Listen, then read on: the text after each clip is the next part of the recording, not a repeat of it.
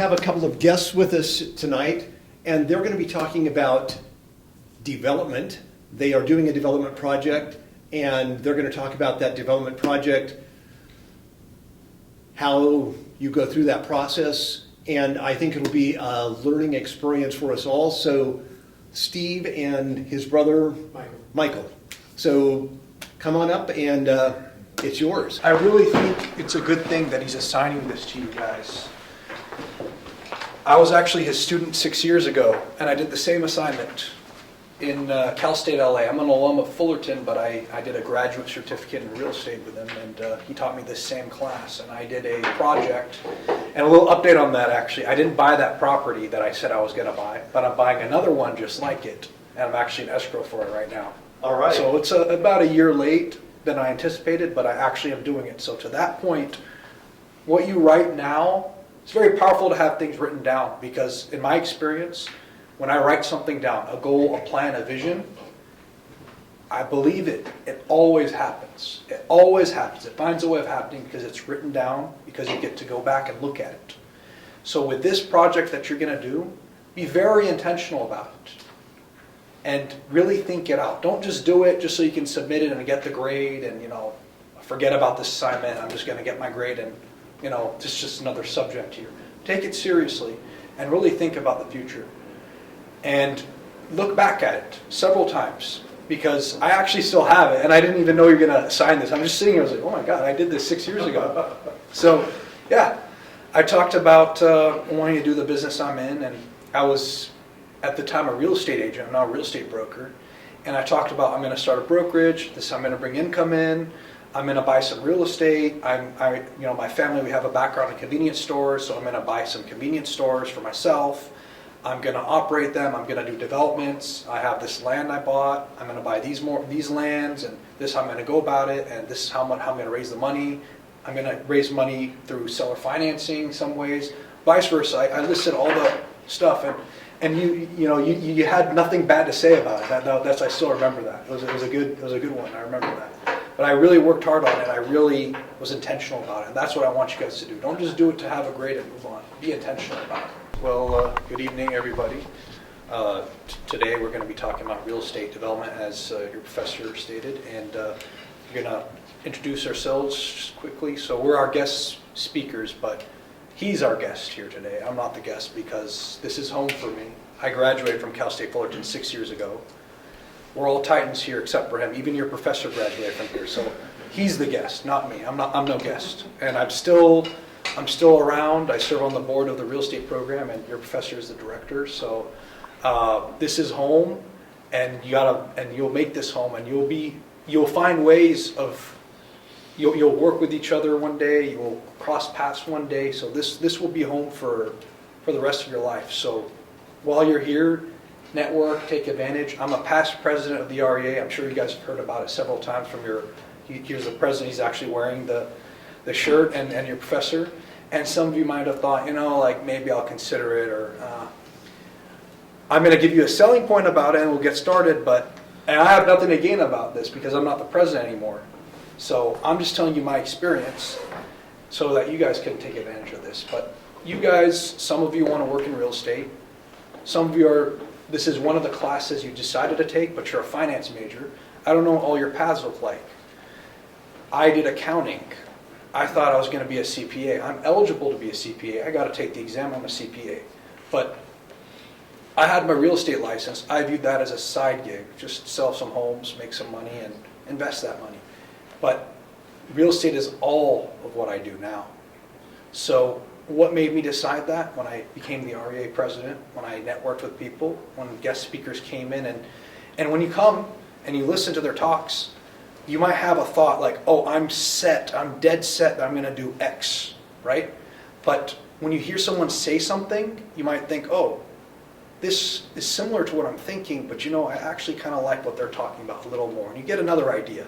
And you're going to have that click when you're coming to the meetings. So just have that in the back of your head if you want to. If you're still questioning your career, I sat in your seat 6 years ago, so I had my times where I was like, well, am I going to go? Yeah, I graduated here 6 years ago. I'm a real estate broker.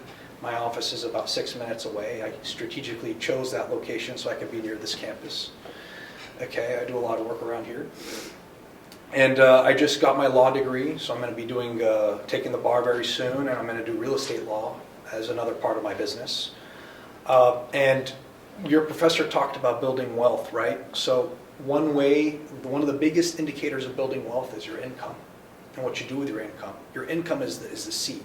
So I'm a real estate broker. I'm also adding law. That's another stream. That's going to propel my investments. I'm going to have this money come in and I'm going to put it towards things. So have that in the back of your mind as you guys are writing out your project. Now Michael can introduce himself. I'm going to give this to him. He's going to do most of the talking now. I'm going to talk about the real estate stuff, but this guy, when you hear him talk, you'll know he knows his stuff about this. Well, I don't know how to use this remote, so this is for next, and this one's for... Oh, yeah. See, actually, I don't know if you know this. I messed that up when I did the last presentation. If you remember, I kept going back. So you're already a step ahead of me. All right. So a little bit about myself. I went to Cal Poly Pomona for civil engineering. So I have more of the technical background of development, combined with some real estate knowledge just from being his brother and just from working in the field. I've gained all those different skill sets to be able to be like a jack of all trades in land development. Obviously, it's still early for me to call myself that, but I'm honing in on those skills. So I'm also a general contractor, A and B license, so I can do public jobs and buildings. That combined with my family's experience in gas stations and retail, I saw how much wealth can be built just by finding sites that are good for gas stations, building them, connecting with other people in the industry to know where the future cities and future developments are going to be. So I'm going to briefly talk about what goes into land development, and then after that talk about a specific development we're doing. So first question is, what is zoning? Do any of you know what that is? It's the zoning from local governments. They put it, be it like residential, industrial, stuff like that. And like, if it's too close to a school, your height, and like, it's a lot of like little niche, little things you have to follow. Yeah, pretty much you summed it up. It's just like a method of planning that governments, whether local, could even be state, federal, they designate areas for commercial, residential, industrial, all those different categories because they want to be intentional with how they want their city to look like. So you got to follow that. You can tweak it a little bit if you have a good reason for it. And that usually gets done during the entitlement process, which, have you guys heard of entitlement? I don't know what you guys' knowledge is on land development, but I'm going to just assume very little. So I'll talk about the entitlement process. So there's different types of conditions of land. You have your raw land, which is just middle or nothing done to it. No planning has been involved in that piece of land.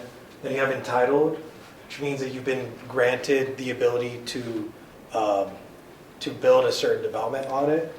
So it's a process in which a developer obtains government approvals for a project, whether it's the zoning approval, density approval, say you're doing mixed use, and you want to be able to have a certain amount of units, you have to follow a density limit that they put on that land. Just the overall design, some cities, they want a Western theme, like City of Menifee, I've worked there. Riverside, they want that mission style a little bit. Use, that falls under what type of business is going to be there. Occupancy, and then approval type. So when you purchase raw land, that's the lowest valued piece of land, regardless of where it is. It's raw land. You don't even know what you can do with it. You can speculate, but you don't know what you can do with it. Then, once you have an idea, you go through the entitlement process and you get the land entitled. You can double, triple the value of the property just by doing that process. And that's because the process isn't very easy. It takes a whole year of time to get that done, and a lot of expertise is needed. Go over that in the next slide. So you submit your application. So say you find the land, you're like, I want to put a gas station here. Right? Gas stations, no city wants a gas station, right? So they're going to start making sure that you're super compliant, that you're following everything that they want, and that you're not going to affect the environment, because you're going to have people complaining. NIMBYism, we'll go into that a little bit later.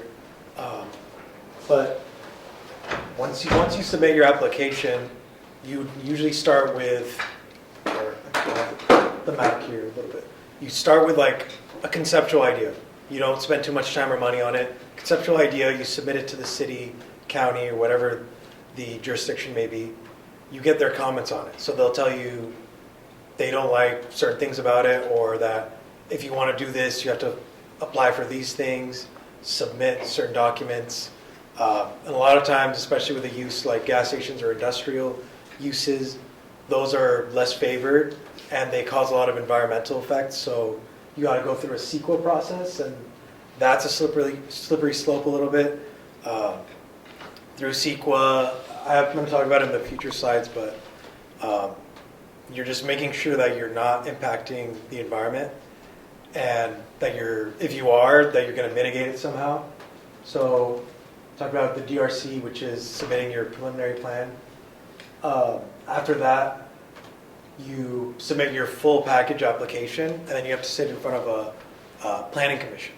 So planning commissions can go really well or really bad, backwards. I don't know if you guys have seen clips on planning commission meetings where, sometimes the whole room is packed with people with like torches and axes, and they're just like, we don't want this here. Or you might have like everybody just like, please make this happen. So you have two types of developments. I've been on both ends, and it's funny how quick your project gets approved when the city really wants it there versus when they really don't want it there. It's very funny. They're like, oh, we work on a schedule, we'll get to it, but then when they really want it, suddenly you're expedited. So yeah, CEQA, you start with the initial study. I'm not going to go too much into this detail because this is its own specialization. There's careers built on this, and if you really understand CEQA, I personally am not like a CEQA guru, but there's a lot of money in that. So if any of you are interested in the environment, look into that. Just making sure, summarizing, you do an initial study to see what effects you might have, and if you have a lot of effects, you go through an EIR, an environmental impact report, which just goes over everything. That could take 2 years to get done, and you don't want to fall on that, especially if you're a small project. Totally kills your budget and your expectations. Especially if there's a loan, sometimes I've had a construction loan on a property, my office. I'm Yeah. telling a little story when I did my construction. And we had a couple delays, and you're paying interest on it, and interest accumulates. So, and if you're delayed by something like this, just imagine you have loan payments to make, and that could lead you dry. Yeah. So yeah, really bottom line, depends who what your capital is. Is it you? Do you have investors? Do your investors expect a return, or are they in it with you for the long run? All those factors will shape like how much you can make or break on a project. So next. So site selection criteria, obviously you start with a location. So that's the only reason you're looking into an area. You're looking for a location. You're like, I want to be in Fullerton. Okay. Find a location, trade market area, make sure I'm not too close to other uses where I'm not going to generate as much income. In our example with gas stations, we look for corner lots, hopefully right off of a highway. If not, then at least like in the middle of town on a main intersection where people would be passing by on their way to work or coming back from work. Then land topography, that's where you can really get affected, because if you don't understand the engineering of it, you might see a land like it's in a perfect location, but the way it's shaped, just the construction costs alone, it's like you pay double what the property is worth. But you want to talk a little bit Yeah, I about was just going to talk about site selection a little bit, and the concept of buying in the path of progress and what you find within that. So we're going to get into this one point I'm going to say later, but I'm just going to touch on it briefly and dismiss it and go on to the next point. But basically, when you buy a piece of land, if there's not a lot going on around it, there's something called off-site costs. And off-site costs could be millions of dollars. The city will require you to do the roads. They'll require you to do the traffic light and the median in the middle, and all kinds of stuff. you're gonna have to pay for it as a developer. But if you buy in the path of progress, that already exists. So offsite costs are minimal. Landscape on the edges of your property, most likely just that, which is not part of your property. It's considered like this is purely public part, where the sidewalk where you're walking, the landscaping. That's most likely, or anything you're gonna connect pipes or electrical, stuff like that. But buying in the path of progress. Another good thing, and he talked about trade statistics or like demographics. Sometimes that's not available, and they're very expensive, thousands of dollars. $10, $15, $20,000 to obtain certain studies. But if you buy in the path of progress, you can have those online somewhere because somebody submitted a project and you just Google a specific word like, ESRI is one of the sources that you get studies, ESRI. You can type in like ESRI report, Fullerton, or CPD, cars per day, Fullerton, projected, whatnot, and then you can find PDFs attached to city websites, attached to other developers, Fortune 500 companies that they're putting as public for their shareholders to see what they're doing. It'll be available and free for you to find online. And then while you're doing your DD, you can have access to that for free. When you're in an area that's up and coming, so like we're in the Menifee area, and we bought some at a good time, and there's progress coming in, people building homes and whatnot, and you have these reports available online, you can see them, and you don't have to pay a dime for it. So that's just another thing to bear in mind with site selection is always be in the path of progress because off-site cost is a concern.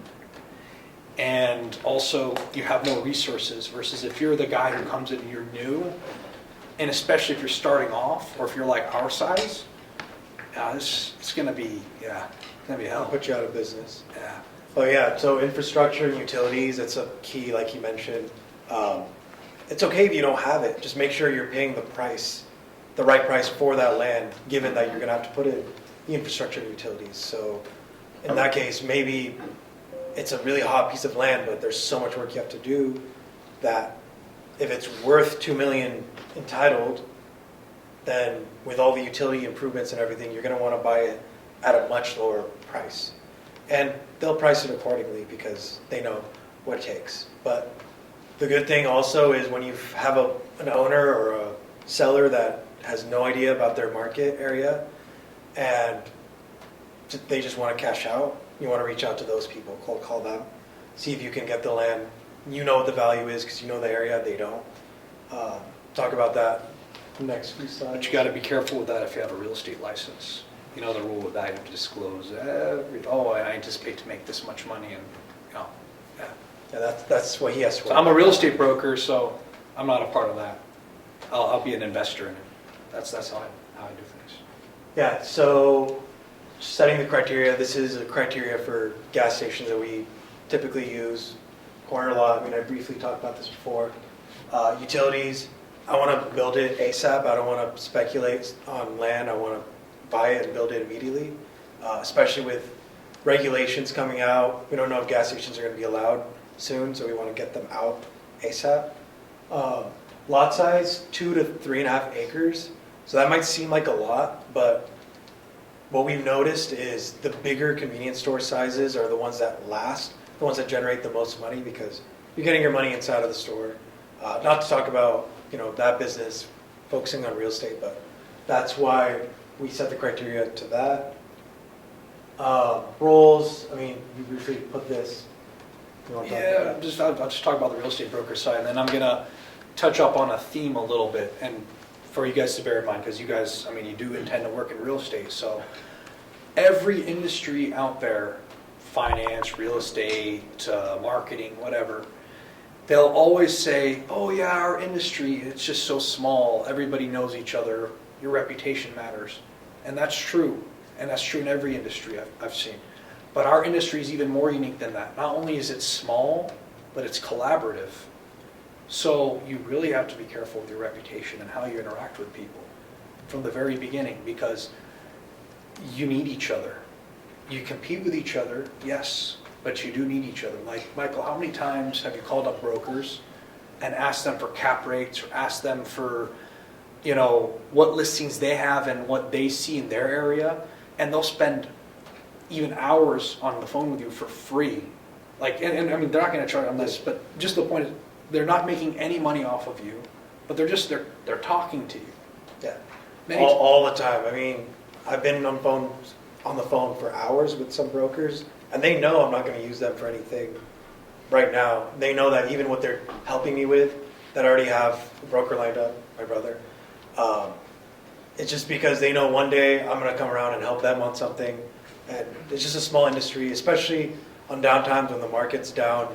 People offer free services. You want to try and do that.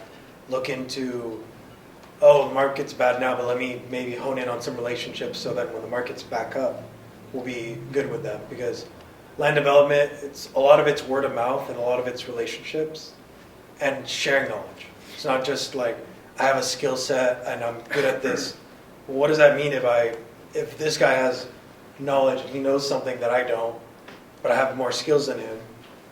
He has more value because he knows what needs to be done. I just know how to do that thing, so he can utilize me.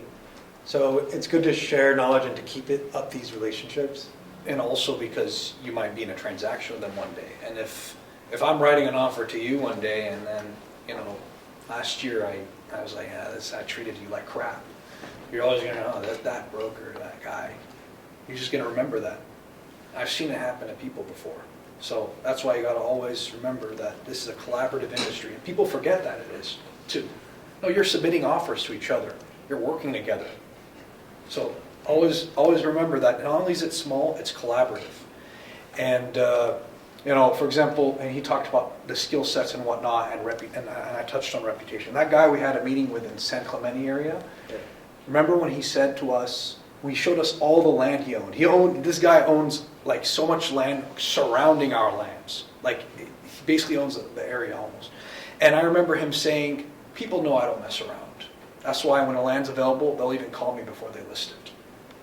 That's the kind of person you want to be. You want to be remembered as a guy who doesn't mess around, who respects everybody, and who collaborates properly. Because if you have that reputation, you will be the one getting calls. Hey, I got this deal. Oh, I could potentially even give it to you for this much because there's no commission. Or oh, they want to move fast. If you act now, $100,000 off. And he talked about, he's like, oh, I stole this one. He even says, so cheap he stole it. He's like, I stole this land, I stole that one. And I'm sitting there laughing, like, I stole that land. I mean, I would love to do that too. But, it's his reputation that got him these opportunities. Yeah, so reputation and then market knowledge. So whether it's of an industry or of a specific area, I'm going to talk a little bit about the opportunity we had. So we own my family owned and operate gas stations within the Inland Empire.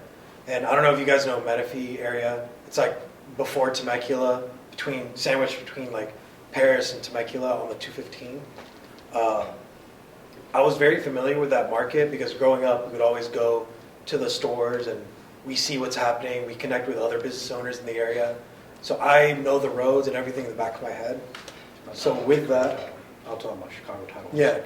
And then with that, I'm always trying to look and see, how did that guy build that there like that? I wouldn't have thought of that. Or like, oh, how can I do that? How can I have better valued property? How can I own this? I want to get involved in this. So I would drive down the main road. I would look at things. I'd be like, that land's been sitting there for a while. What's up with it? And then Steve taught me how to get a title report and how to access certain records. You want to talk about it? Yeah, so another thing I want to tell you guys is, we do different things, but it's always good to teach each other basic skills so that, he knows things I don't know, I know things he doesn't know. But when I show him certain things, he might see something differently than me. So I'll give you guys this example. When we bought that land this past July, it's because I taught him something 2 years ago. I taught him how to use the title software. I showed him how to find who owns what. I showed him then how to trace contact information from the title. And, this land might be owned by this LLC, owned by that LLC, owned by this partnership, and these states, and they might even have the owner's name hidden, and this is how you're going to find it, and, these are like Fast People Search, Spokio, White Pages, like all these sources. And then you can find, so he was reverse tracing until he found like corporate counsel for UPS. Okay. He's like, don't tell him. We worked with UPS, we bought one of UPS's properties. And how do we find them? Online. Just reverse trace all the way up to headquarters. We talked to the headquarter people. So, and then they were like, oh, we're not interested. They had a whole like meeting and all that. And I guarantee you, if I go look up their 10K report, you'd probably find our name in there somewhere, potentially when they talk to their shareholders. Yeah, we sold this land to this group. It has yet to come up, but just so you guys have an idea that you can talk to anybody if you know how to find them. And that's a skill that I showed him. And he put together the whole thing as if he was the broker. Yeah. And then I just emailed him to sign everything. Yeah. So, so basically he summed it up. He taught me how to look into titles and good ways to find companies, looking up LLCs. Found out it was owned by UPS. I'm like, what do they need with that land? This is commercial. Like, not UPS, the store, UPS, the warehouse. So I was like, they don't need this land. So I kept calling people and finally got a hold of the real estate director through the head council, because I saw that head council of the property. Called them. They ended up having internal discussions. They didn't want to sell it, but I told them, like, come on, there has to be a price. Ended up getting it a lot less than what it was worth, because to them, they're like, we don't need this land. And they don't know what it's worth too. I know what it's worth because I know what's coming in the area. They don't care about what's coming in the area. They just care, my warehouse is here and it has access to these highways. So they're not even thinking about, oh, all these homes are going to come here. This new development's coming here. But I know that, so I really wanted to be there, right off the freeway. So basically using those skills and identifying owners that maybe they don't have any use for the land, whether they're not in the business or they're in a completely different business. Focusing on that, finding opportunities that way, that could be like a career-making deal right there. Which hopefully this one ends up being it.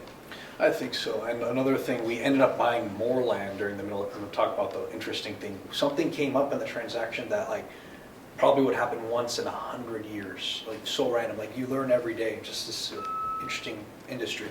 But we ended up buying more land from them and for cheap. And one thing about dealing with big companies is when you're buying their real estate and they're, as he described, like they don't care about what's coming in the area. They might even offer you more discounts if you act faster. So we bought it before the end of the quarter, and when we put the whole property together, it was a steal. And we had, how many brokers are calling you, how did you buy at this price? Yeah, they're like, how? And we even got covered, we even, this quarterly magazine had our sale at the top, and we mentioned the purchase price. And it was like, how did you get it at this price? We were going to pay double that like 5 years ago. Like, how? Just, you find things off market. That's what happens. But then kind of describe what happened with the lot line adjustment or whatnot. It came up in the middle of the transaction. Yeah, I mean, I don't know how much you guys know about like lot lines, plotting and all that, but basically there was never a parcel split done between the two parcels. We only were interested in the front parcel mainly because it had frontage on the highway. And then they're saying, oh, because it's not legally split, we either have to go through the process of splitting it, which will take another 6 months, which we don't want. We want to close on this. So either we have to wait for that or we'll sell you the whole thing. I was like, I'll buy it, but at this much. So then the sweet deal became even sweeter. And I knew they really wanted to close before the end of the quarter. And to them, they're a multi-billion-dollar company. They're not, this is like small potatoes for them. For me, this is everything. And I saw that opportunity and I made it work in our favor by saying, okay, we'll take it all, and we got much, much lower price. So opportunities like that and partnering with other people. So on this land, we hope to partner with some operators. I didn't even say what we're planning on doing. We're going to be doing 2 drive-throughs, a food hall, and a hotel. So I've never operated a hotel. I don't know how to do that. I know what it takes to operate a fast food building, but probably lease that out to tenants like Starbucks, McDonald's. And then for the food hall, I don't want to say a name, but we're talking to a food hall operator that operates in SoCal, has a few of them, and hoping to bring them there. And talking to the city's offering some incentives to make it happen, like sales tax returns for the first few years to get the business going. So when you know somebody wants something, you could, I want to say take advantage, but you could get some benefits to make it even sweeter for you. So I'm taking a little bit here and a little bit there, and hoping to be a part of this project that I hope becomes like a staple in the county. So once it becomes official, as far as tenants locked in, I'll share more about that, but right now it's a little bit of speculation. And speaking on that tenant topic, and I talked about the REA earlier, but every year, I don't know if you told them about the ICSC. Did you touch up on the ICSC? I mentioned it briefly. I'll just talk about it real quick and then get back on topic. So when I was REA president, I started an annual trip to Las Vegas. It's for retail real estate. And over there, brokers or developers will come, and think of it like it's speed dating for real estate development. You come and you meet with tenants, you show them your property, they'll look at it, they'll quickly tell you interested, not interested. Chipotle, Starbucks, all the big companies are there. And like I've gone and I've showed them, and I've got my no's, my yeses. You could schedule ahead of time when you see the attendees, or you can walk up and they'll still be available. It's better to have a schedule, but that's just from my experience. You guys, I'm a student, what am I going to get out of this? Well, our students have gone and gotten jobs from the ICSC. And they go, and there's educational courses about different topics in real estate, and you can do those. It was a great experience for me when I came up with that trip. I just randomly ran across it, and I said, Vegas, day after commencement. It always falls the day after commencement, every time, every year, not kidding. So when I graduated, the next day I went to Vegas, but I went for this trip. And, it was a great experience, and I've almost gone every year since then, and I'm happy seeing a lot of Cal State Fullerton students go there. We were the largest delegation 2 years ago, all the universities. You have all kinds of universities like USC, UCLA, Cornell, and it's a great networking opportunity for you guys because, hey, those students that are there, you guys might work with them one day. You don't know. It's very likely.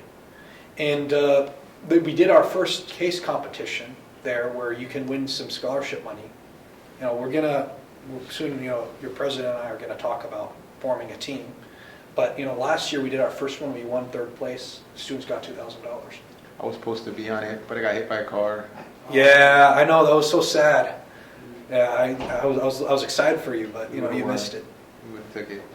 But, hey, hopefully one of you decides, I want to do it, commit, and you can show up and do it. But it's a great experience, and I'm glad we were able to be a part of it. But that's just to keep that in mind. But yeah, about selecting tenants, that's one way to do it. And another thing about selecting tenants is, you don't even need to go to that trip. You can email them. But there's something about that trip that almost makes them more motivated. We want to come back to our office and tell them, hey, yeah, boss, I got 5 developments coming. I've got these deals. They're more pumped than rather when you reach out to them, from home. It's just something about that, just sharing that. So, yeah. Just briefly also, when you go about building the sites, if you build them, you could entitle land and then sell it entitled, because that's worth something too. Depends what your niche is. You got to determine, you want to be someone who sees something, knows what it's good for, and just wants to use that knowledge capability to be like, all right, we're going to put this here, but I don't want to deal with any of the construction. I'm going to go sell it off to someone who knows what they're doing. Like, if you have a residential tract development, I'm going to give it to Lennar or KB Homes or one of those guys. They know what they're doing. I don't want to mess up on that end. Let me just take my money while I have it and cash out of my profits. But you On just as reminded far me as of something. It's a good point you mentioned with that. You guys ever heard of the statement called a real estate identity crisis? So there's a lot of, and I was literally, as we were walking up to here, I actually was just telling you about that for the first time. So it's interesting you even reminded me. So there's developers, if you guys want to get in real estate developers that have something called a real estate identity crisis. And that's where I might have gotten a development, I might have flipped some homes, I might have done 4plexes. And then now I've got some more capital, and now I'm trying to do bigger things like what we're talking about. But you don't know how to operate a hotel, or you don't know how to operate a food hall, but you're putting yourself into something you have no experience doing. And that's a problem. And statistics show that it's a problem when you get into things you don't understand. So stick to what you know. And about selling out parcels, I mean, it happens all the time. Even the bigger companies are like, this is a headache. Let's say they might even understand it. This is a headache. We don't even do this. We don't want to do this part. We're going to sell it to somebody who knows it. And somebody who actually does that, they'll do it. But there's companies, I wouldn't say maxed out of what they're able to do, but maybe there's not a lot of opportunities going on, and they start to form a real estate identity crisis where they start picking up projects they don't have that much experience with. So to the topic of find your niche, stick to what you know, basically. Don't get a real estate identity crisis, because that could be a real problem for you for longevity and in the future of your business. Or at least just be careful once you step into something unknown, at least. But yeah, on general contractors, so me being a general contractor, that's going to help us a lot with our projects because we have control over the financing. So the way it works is once you get approved for a certain loan amount for construction, you then get to draw certain amount of money every phase of the project. So you start with the first phase, you get a certain draw of money. If you have a GC that you don't trust, I mean, General contractor? Yeah, general contractor. You're going to be hesitant to give them that money, or you're like, okay, they have the money now, but are they going to continue doing the work? So me being the GC, I'm not going to be doing the work myself, but I'll be subbing it out. So I'll have control over the funds, so I can feel at peace when the project is happening. I can be like, okay, I know the money is safe, I'm not going to get hurt there. And that's a good way to kind of make your development team, whether it's yourself or you work for a team, more strong, because a lot of companies go out of business. But I made sure right as soon as I graduated to go get that license. I worked for some GCs for about 4 years after graduating, and then now do it on my own. Biggest challenges, yeah, like permitting. I mean, you can get stuck, and like he said, you're paying interest on a loan if you have a loan, and not just that, property taxes on the property. Just the bills start adding up, and your bottom line just keeps shrinking. NIMBY, I don't know if you guys have heard of NIMBYism. It's like, I'm sure there's a project in your city that most of the people oppose. Like, I don't want this here. Like when you go to cities like Beverly Hills, where the citizens are a lot more involved, they're like, don't put that in our cities. Like, I don't know if you heard Steph Curry, I guess they wanted to build an apartment that kind of blocked his view of something, and he started paying so much money to get that stuck and not approved. And I forgot if it worked out or not, but I heard about that. Rising costs, construction pre-COVID and then post-COVID every year just keeps going up. Is it really going up, or are people taking advantage of how everyone wants to build? I don't know. A little bit of both, I guess. And budgeting and timing, just making sure that you really are intentional and accurate with your budgeting and timing. That's for yourself. Now, if you're doing work for someone else, understanding their budget and their timing. So if you're dealing with a client that's like, I need this now, and they're rushing you, or they're like, they don't have enough money, they're like, I'll pay you when we're done. It's like, you got to manage all that and manage your risks with all that. And that's a good point. You reminded me of something too you were telling me about. You were telling me about bids, and you were telling me how some people, they get ahead in the bids because, they might give you an attractive bid up front, like, oh yeah, look, like we're the lowest cost. And, if you're not as experienced, you might just fall for it and say, like, yeah, I want to do this guy. But there's a lot of, I forget what the term you Change use. orders? Yes, change orders. And some developers will really just milk you and take advantage of you with all these change orders. And you said you've seen that or you've heard of it. What was your experience with it? Because I worked for a company that did that. But yeah. Oh, yeah. So, yeah, just change orders. People, this ended up being like something we didn't anticipate. So it falls under understanding your project and what needs to happen to know, like, well, you should have accounted for that, so now I'm going to hold your feet to the fire. Just once you have an expertise on something, it's very hard for people to trick you. I mean, they'll try, but if you really know what you're doing, most people say after your first development, like that's it. Like you're born and now you're a developer. You can go through the steps and you know what you're doing, and things will surprise you. There's always surprises, but at least you have the experience to know the big main things that might come up. Yeah, like we have a board member. His name is, I don't know if you guys heard of Pat Donahue, and his saying is, if you're a developer, you're out of business. Because it's tough these days. That's one thing he said to me recently. I was like, I hope not. I don't think I'm out of business. I think I'm doing fine. But that's something he says.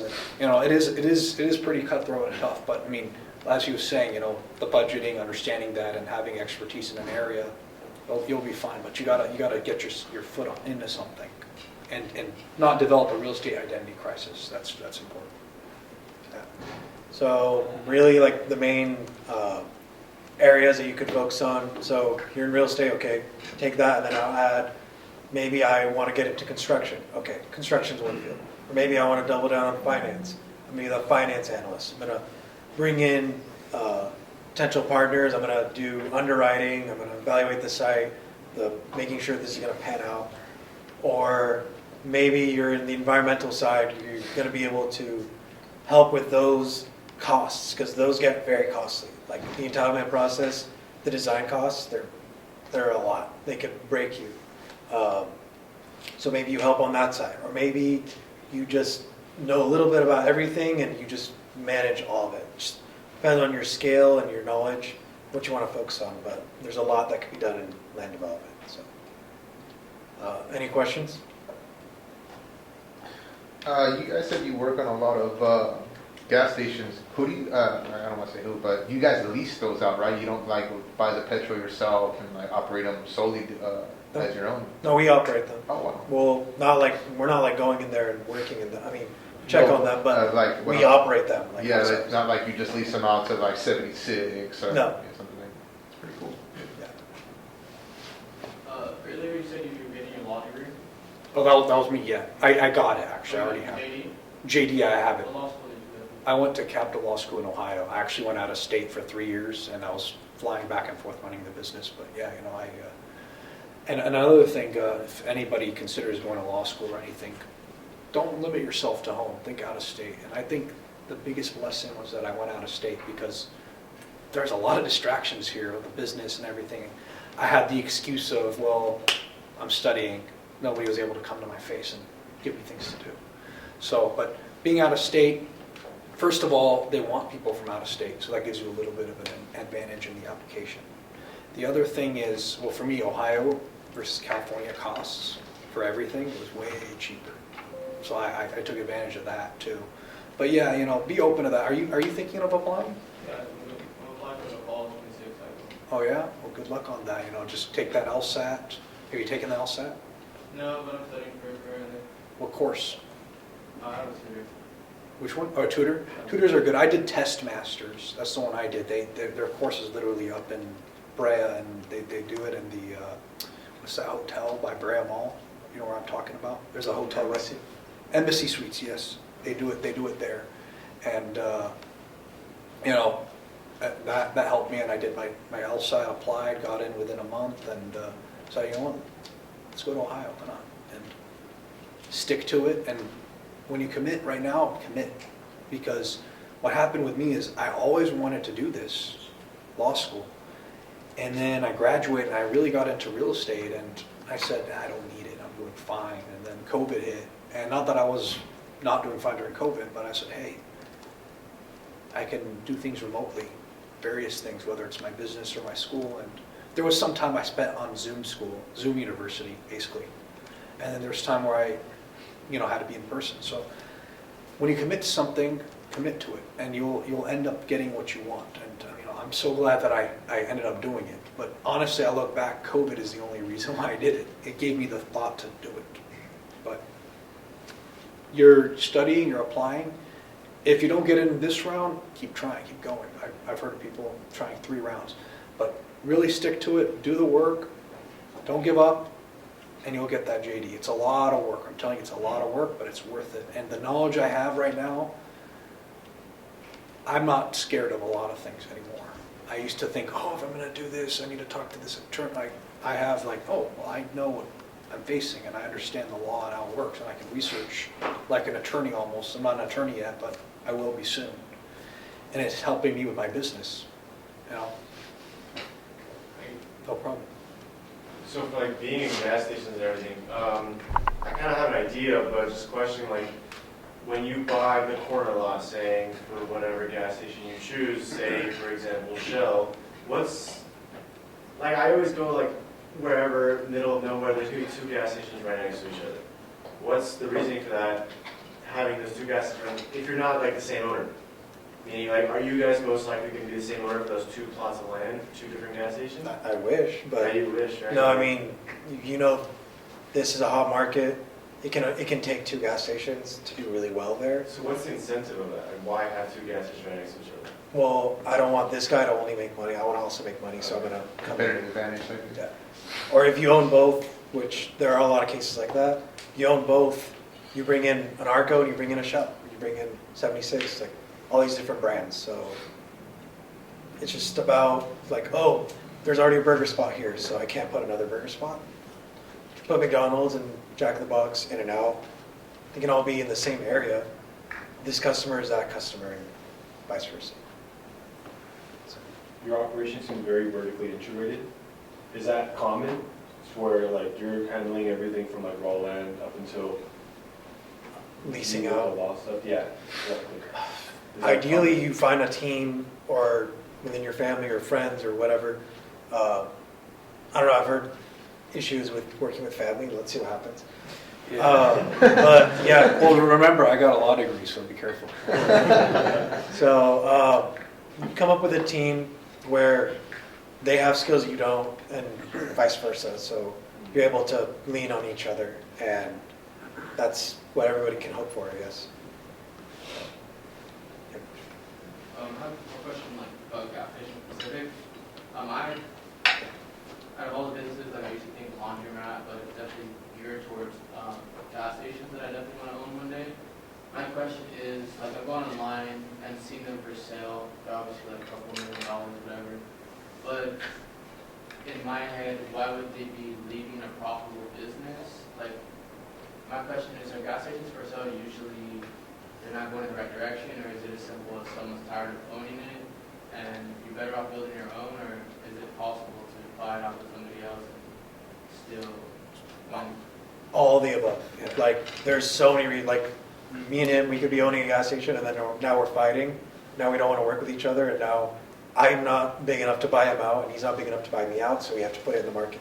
That's an example. Or we're old, our kids don't want to be involved in this, or we don't have someone who wants to take it over, list it on the market. Like the situation we're in, we're buying Yeah. something from two people who are retiring and their kids are Yeah. doctors and they're like, I make great money as a doctor, I don't care about this. Yeah. So also, yeah, again, finding situations where, you know, this guy, he has like 5 years left in this business. What's his exit plan? Get in on that. Like, knowing people in the market and knowing what their situation is can help you find opportunities to help them and yourself. I mean, maybe this guy's like, I want to offset this, but I don't want to be in a position where I need to sell right now and I'm stuck. So let's talk about a transition. So there's always opportunities if you know people, markets, and the situation and where things are headed.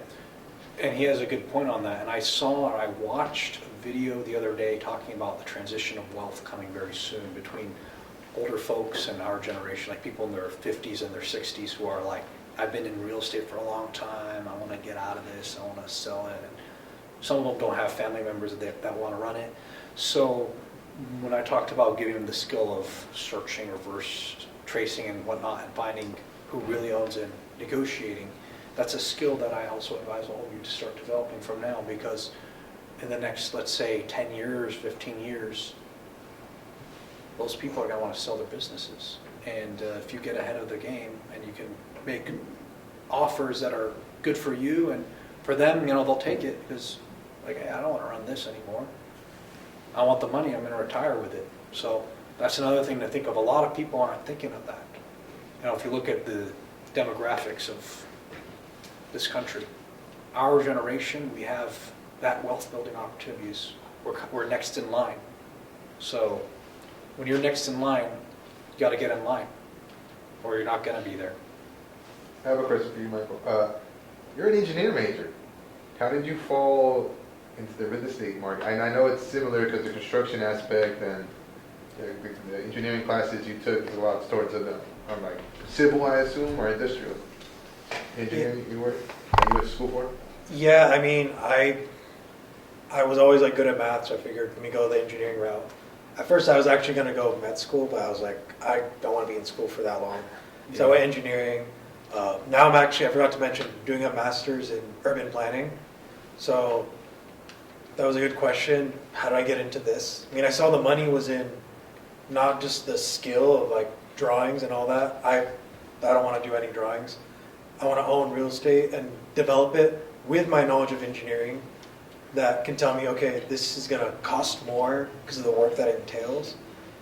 And you have credibility with that. So I figured, with this, people will know, okay, he's an engineer. I can't just make up stories about how much something's going to cost. Like, the architects talk to me, I've seen them talk to me, and I've seen them talk to other clients. I'm not saying that they like trick them, but it's just, at least when they say it's going to take me 2 weeks, I know it's going to take them 2 weeks. Or it's going to cost this much, I know it's going to cost that much. So it just adds some credibility to one end of the development spectrum, especially because he's covering the other end of it. I figured let me cover that end to be as much in-house as possible. Yeah. I know I'm going to put you on the spot here a little bit, but I know that they're all wondering, okay, I wonder how much it costs to develop this project, and then what is your expectation of the cash flow or the profit that you're going to get from that project down the road? Before we touch up on that, I wanted to say one more thing about that. So he talked about keeping things in-house, and earlier I talked about I'm a broker and then soon going to do law, and that's service income. This is also, you might not necessarily be making money from other people, you're doing it yourself. That's basically an income, and you can pay yourself from the project, and you keep that can go to the next one. So also keep in mind, always look at how can I be in service income. Real estate's a service business, and it's also a financial business, investing and raising capital. And so when you're in service and then you're in the finance aspect of real estate, that's where you really start to see it's like a snowball. The service gives you the money, and you finance, you get more, and you start to see it like, I put all this money in, and then, I got more money coming in from this thing I'm in, and then I'm able to keep buying more property. It becomes like that, where every year buying several properties, you get to that point. So you're thinking of what careers to be in. Some of you don't want to do that. Like, I don't want a headache. I want to work for a company and get a good salary and just, it's not for everybody. Some people are like, well, this is cool. I want to do this. And I'm just telling you, you need to line that up. But for those of you who don't want to do this, think of investing in stuff like this. You got to grow your money. You're not going to just, you're not going to be able to work forever. There's going to be a time where you're going to decline and, not going to be making the same kind of money working less hours. It doesn't always work out that way. Sometimes it does. But just keep that in mind as you have this assignment. But yeah, touch up on that. Well, write some things down. But basically, start with price of the land. Let's see what you're getting me into. Because you're in the construction part, so I got to know.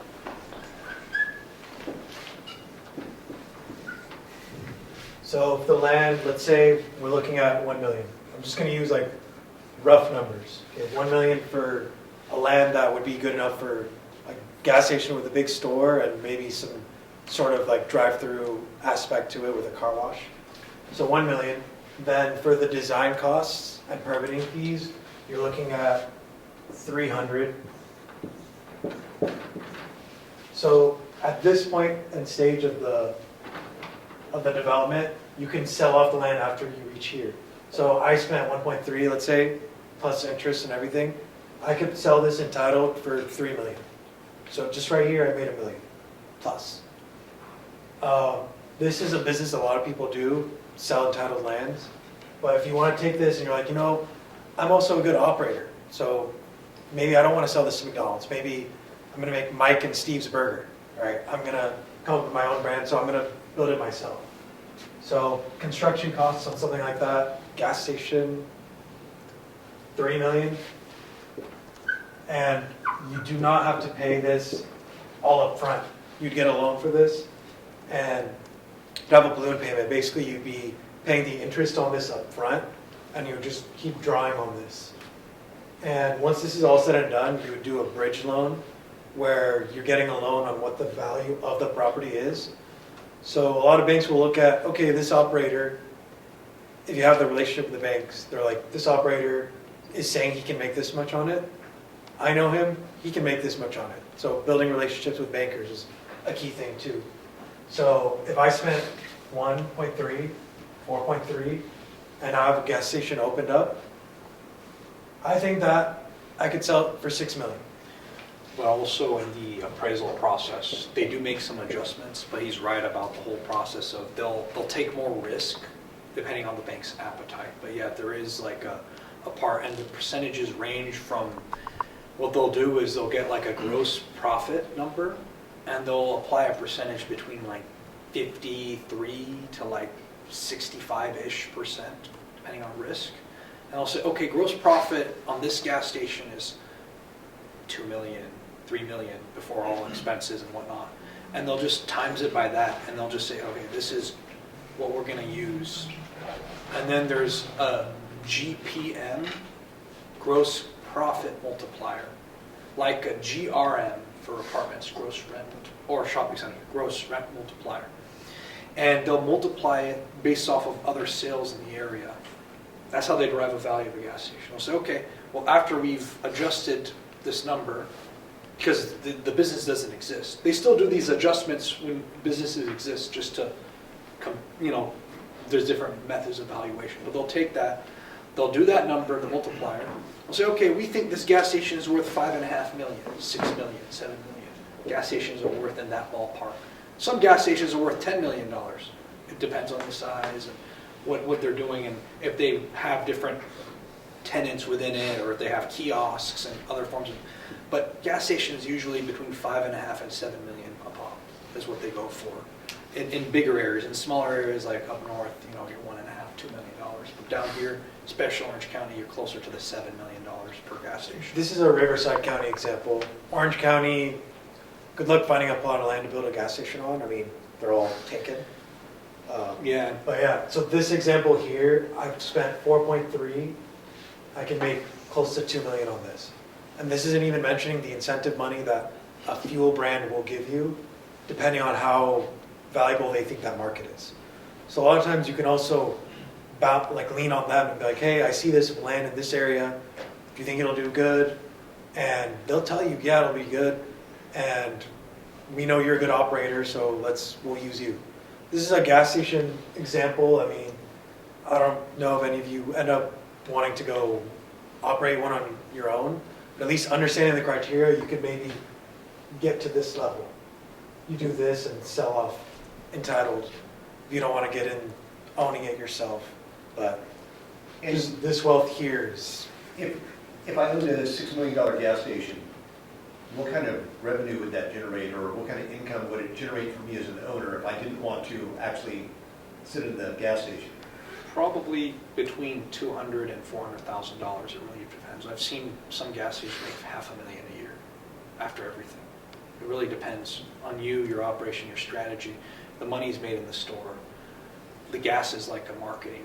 It's marketing. Hey, you got to fill up. You're gonna come, and then you're gonna think, I want some chips, and I want that. And you come in, and then you're like, oh my God! And they got a Wetzel's pretzels here, or they've got a, and then you start. That's where the money is really made. It's inside the store. But the gas, you'll make money. You could make I'm not referencing a specific store because there's antitrust laws. You can't talk about your margins, but you could make $100,000 a year on the gas, but that's nothing when you look at the loan payment. You could make maybe $150,000. It's not, but the store is where the money is at. Really, the store is. And that's where you stand out. Now, there's some places they only have gas, they don't have stores now. That's a different strategy. But the money is in the store, and it's not on, and I'm just gonna be very specific, it's not on, and you can find this information that I'm about to share on like Entrepreneur or Forbes. They talk about this. Entrepreneur has a good video about gas stations and their margins inside. They talked about how lottery and cigarettes, you don't really make that much money on them. But the drinks, the chips, the food, the hot dogs, those things, that's where the money's at. Yeah, and you mostly were asking about sitting inside of the store. I mean, what you're saving is Labor. well, labor. So instead of you, now you're hiring a manager. So there's a salary there. And is that manager going to really care as much as you? Probably, definitely not. Hopefully that's the case. But so that's what you're really losing in the opportunity costs. But you better be doing something else to justify hiring a manager and not sitting there. So hope that answers your question. So you mentioned, you have to, well, it requires a relationship with the bank. And I get that sort of, I work at a bank too, so I understand the process of getting loans and certain people. What bank do you mind me asking? Orange County Credit Union. And so for business loans, I know people have to sit down, they show revenue, they show things of this nature, and depending on what you can show, you can get certain loans. When they don't have that, and like when you're first starting off, how challenging is that for you? Very challenging. So fortunately, we have years of experience working in the business. We know what we're talking about, and also leveraging parents' relationships with bankers and all that. So us knowing what we're doing and showing experiences, even though we weren't the owners, but we were involved in the operations, that helped us with that aspect. But really, that's just after this point here. So if you focus on this, there's a lot of money here. This is just the extra part of it. And this is a headache, by the way. Like, Oh, yeah. getting to this point, I mean, 24 do I want to be business. operating gas stations all my life? No, but that's how I'm going to build my wealth right now. So, what And- else? We've got a class that's going to start here in about 15 minutes, so any last comments? And then let's give them a round of applause for